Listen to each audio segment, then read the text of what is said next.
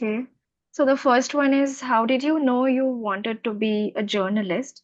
This is from Jay Dave. Mhm. Were there other careers writing, that is fiction versus non-fiction, or non-writing that you had in mind? What put you on the path? Mm. Yeah, well, I studied history in university as well, and I always loved history. And I always wanted to write. So I guess journalism was the path. I joined Times of India very early. Straight while doing my MA, I joined. I signed up when I joined, and I was literally doing them side by side. So I was always writing. So I guess the path to nonfiction came naturally from my journalism, and I would say I just followed that up because I loved history, I loved journalism. I was always bringing these two facts together. So there are things a historian will do as sitting in a library and can find, but there are certain things only a journalist can do, which is like get in there, find this, like finding Abdul's grave. That's not a historian's job. Nobody knew. They sit in the archives. Only a journalist can go there, walk through these graves, find somebody who'll help me. That's somebody being on this in the field. And even for when I wrote for King in Another Country, I wanted to go see the families, descendants. So I went to Garhwal, to these, walked and walked to these places. So that's again a journalist job. There's that much in the archives. You have to be in the spot. You have to interview people. And so I went to find these people who had been awarded Victoria Crosses, and they came from villages. And because they died, those families still live in those villages in Garhwal. And I went there, and they still look after sheep. And when you go there, you talk to the families, you will find things. So I found these photos, and I heard the stories. So there's a lot of oral history that comes down, which may not be in an archive. And so for me, that was also important. So going to the spot, I always combined both these things. And was there another career? Yeah, when I was in university, I was fascinated by, archaeology. I did think, oh my God, I want to go and dig. So I want to be an archaeologist. I guess I had this dreamy vision of, the stuff that Agatha Christie's her second husband used to do when they went to Egypt, and also Indiana Jones films and everything. Yeah, you just had this great vision of an archaeologist. But I was a kid. I mean, I never thought through. Yeah. So now, next question is from Gokul Prabhu. How do you decide the scope of a book? There's always Mhm, so much information. mhm. I mean, that's so true. By the time I finish it, I'm like in tears because I have so much material over 4 years. And then you have to, go through that and distill it, which takes ages. I remember Mystery of the Parsi Lawyer in my study. I mean, nobody could enter that place because everything was in different files for each year and each thing. So everything was up from the floor to the. it was a terrible mess which only I could navigate and I could work through. So yeah, then you have all this material, and then you have to structure your story, and I think that is also a really difficult part of it. And then you have to be brutal. You just have to leave out stuff. You just have to say, okay, that's out. That's out.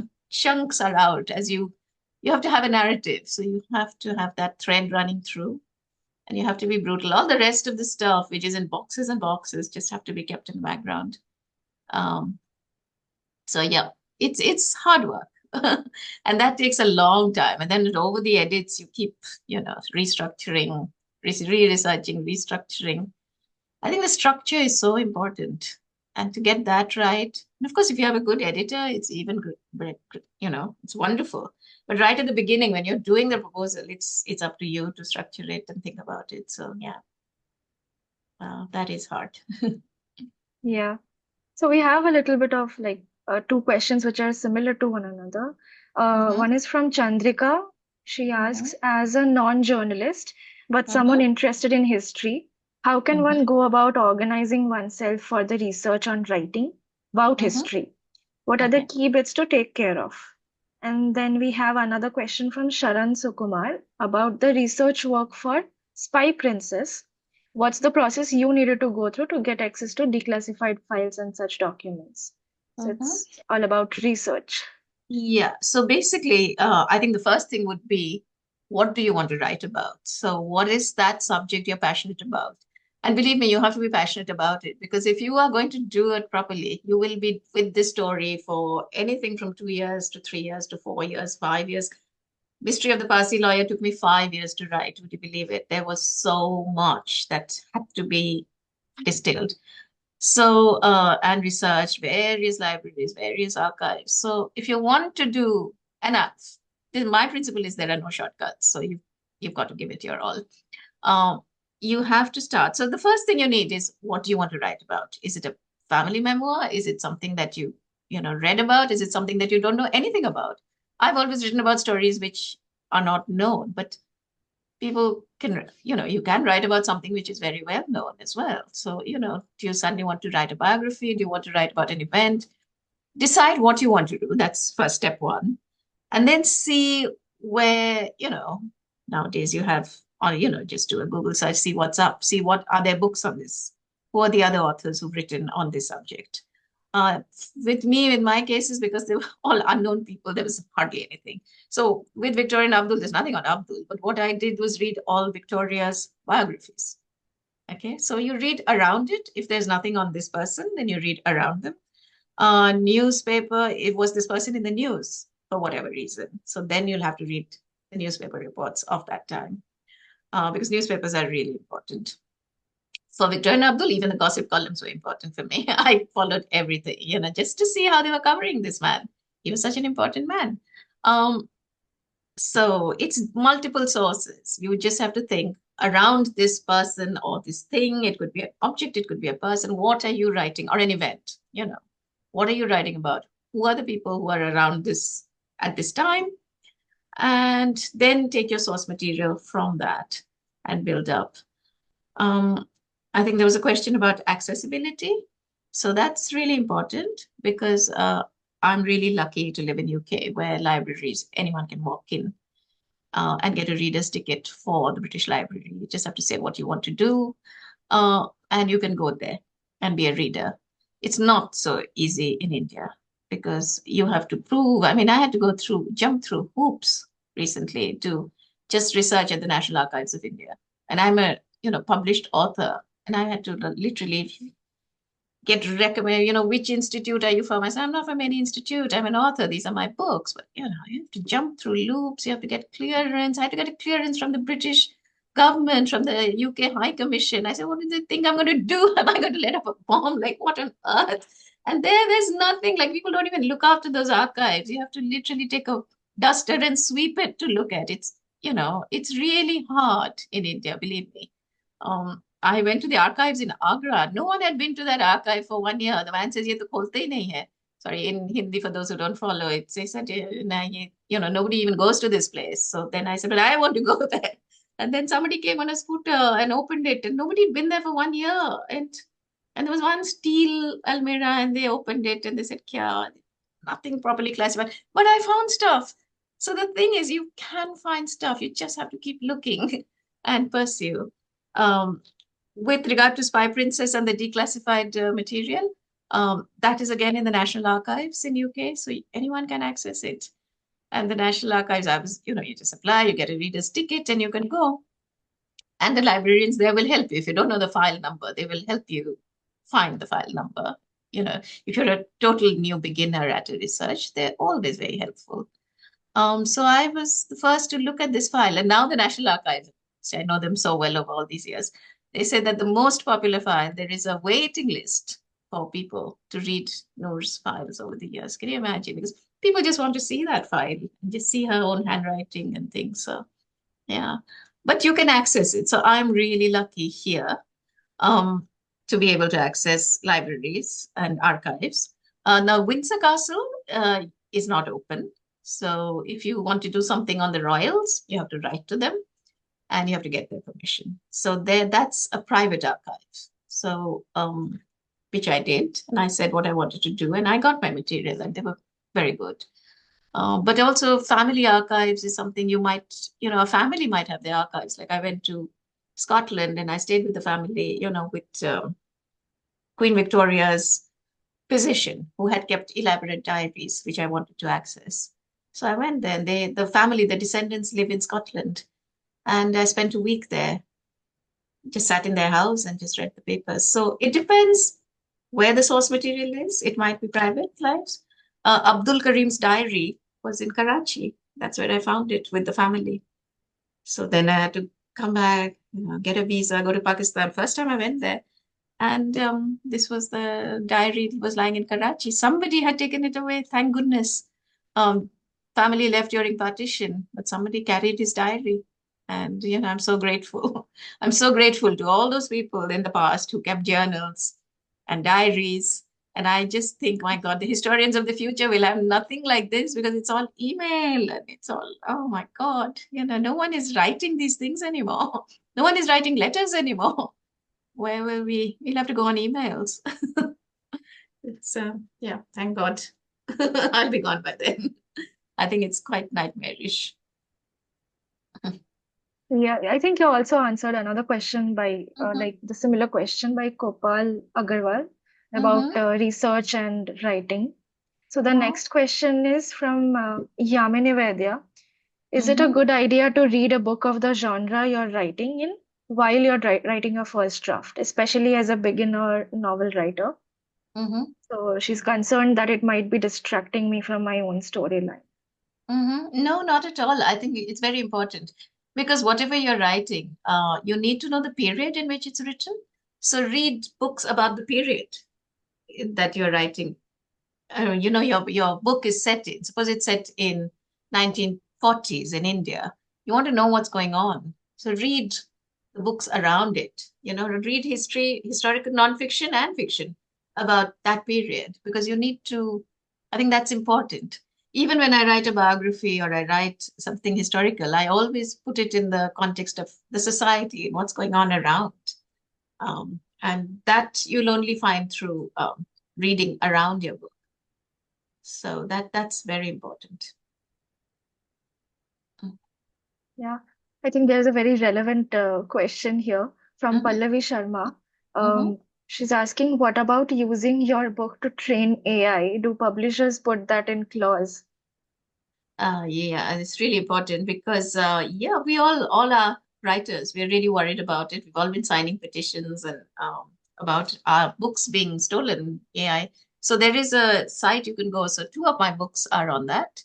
Spy Princess and Victorian Abdul, which they have taken without my permission or my publisher's permission. And I have no idea what they do with it. And they will use it. Anybody in the future, I think they will just mine information from there, which is my hard research, hard graft put in, which will just be stolen. So yeah, we are very concerned. I don't know about India whether there is a movement, but here writers, um, we've all been petitioning the government to tighten down on this, our books being stolen like this. So let's see. I don't know what will come of it, but at least we can try. Right. That leads to the next question from Shakti Salgaonkar. How Mhm. easy or difficult it can be to dictate the terms of contract for a relatively new author? Ooh, um, well, very basic things. I mean, read it. I don't think I even read my first contract. I just signed. So just, and something that is, have a lawyer look at it or something. Just, and basic things that that, a deadline will be there, advance if they give you an advance, whatever, and some commitments that they will do the publicity for it. Such certain basic things that, and your commitment to deliver as well, will be there. So a contract then gives you a deadline, which is quite good. I think we all need deadlines, and then you say, okay, get serious.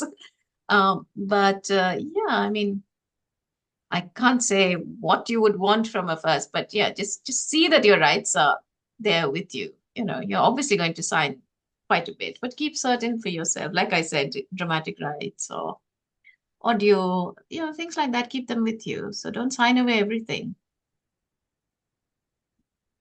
Okay, so the next question is from Shobit Srivastava. Can you suggest some resources to develop the sense of craft on on writing creative nonfiction? Creative nonfiction. Okay. Is that my genre? I'm not creative, but I am. Yeah. Well, I don't know. It's. I'd say it's like readable. It's history, but it's bringing history to life in that sense. Yeah. It's well written or written up. Um, I don't know if there are books you can read on it. Just read other people's books and see how somebody brings a story to life. I bring my stories to life because, obviously it's not fiction, but I'll read letters, I'll read everything that goes. And then the letter is your words, because you can't have dialogue, right? But if there's been an exchange of letters, you can use that exchange of letters and create that as a dialogue. So you use whatever you have. There'll be a newspaper report about something, some incident, and you can use that for dramatic, use it dramatically. Some entry in a journal. I mean, Queen Victoria is, Victoria and Abdul is just full of so much drama. And all that drama, people couldn't believe that it was true, but it's all true because it's all from their diaries, journals, and the way it's written up. And there's a strike in it when the whole household say, if you take Abdul Karim to Europe, then we are going to go on strike. And when the film was made, nobody could believe that all this actually happened. All the questions to me at these premieres and international film festivals was, how much of this is true? Did this happen? I said, yeah, it did. Because it's there. But how do you write it out? Because it's there in the journals. It's there in her she sends a memo, a 30-page memo to her household saying you have, accusing them of being class snobs. And she uses the word racialist. It's your racialists. So she's accusing them. So you can mine that material from her memo and say, this is what she does. And it's so dramatic. And of course, in a film, then the screenplay writer will just make, Judi Dench stand there and reel it out. The memo then becomes her dialogue. So that's how you can get creative with this. But use every little thing. And to me, it's always the little anecdotes. I might spend 2 weeks hunting for something just to have that one little story that will lift it. And then when you find it, it's like, oh, I found it. Spent 2 weeks and I'm so frustrated and I'm so fed up, but I found something. And then, just makes a big difference. Yeah. The next question is from Shuchi Agarwal. Do you Mhm. have any advice or thoughts on a good non-fiction book proposal? Just generally, how could I? I mean, it's the person, Shruti, right? You said? Shuchi, yeah. Yeah, Suchi, well, you'll have to think of what you want to write about and then think, what makes this different? Why is it unique? Why do I want to write about it? Is it dramatic? Is it not dramatic? I mean, everything can't be dramatic. I'm not saying that every story has to have a lot of drama. It just helps if there's drama, but it doesn't matter. It could be something really quiet. I mean, there are so many nonfiction books now which are just so wonderful to read. I mean, just there's a book that I was reading recently. It's about the lost rivers of London. And it's just so fascinating. All these rivers that just died under this city. And then, you just go into this world of rivers. And, there are no people here. This is just drama, but there are people involved. And you can just put the story together. So, the possibilities are endless. It doesn't just have to be, you can write something about nature, you can write something about anything. It's just what interests you. And is there a story to tell? I think that I'd say is the key. Is everything is a story. So is there a story that you could tell? And even with my book on the First World War, Indians in the First World War, it's not just accounts of battles, it's the individual lives that went in there. And it's also not just bleak, it's their letters, but it's also what they did, what you get into people's minds. What did they do over there? They're having these curries just a few meters from the trench. There are these cooks who are cooking curry. Can you imagine? Chapatis are being made. So there's a lot of color even in this story about the First World War, and these people are being killed and shelled. But goodness me, the stuff they're doing to get this chapati there, to get some, just little details from home to them. So all this brings it out. So you need the detail, you need the color.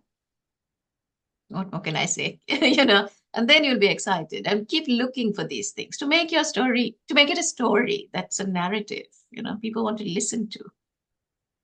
And maybe read it out loud. Sometimes things read out loud, you're struggling with the line, and you've just written it out and you're not happy, then read it out and see how it sounds. And sometimes it just sounds terrible, and sometimes it sounds fine, and you can change it.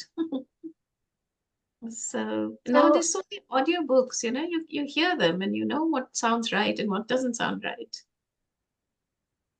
yeah. Thank you so much for these answers. I think There were Mhm. amazing, fantastic questions also from the audience.